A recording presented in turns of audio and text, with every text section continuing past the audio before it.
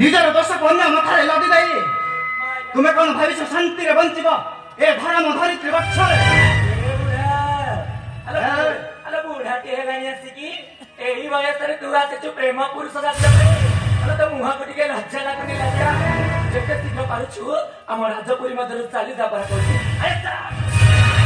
ହଉ ହେଲା ନା, ଏଇଟା ତ ତୋ ଘର ନା, ଏଠି ମୋର କଣ ଅଧିକାର ଅଛି କହିବା ପାଇଁ?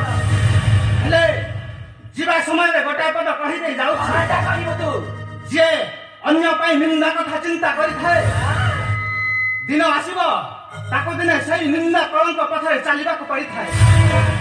ଆଉ ତୁ କାନ୍ଦି କାନ୍ଦି କହିବୁ ତୁ ପାପ କରୁଛୁ ନା ପୁଣ୍ୟ କରୁଛୁ।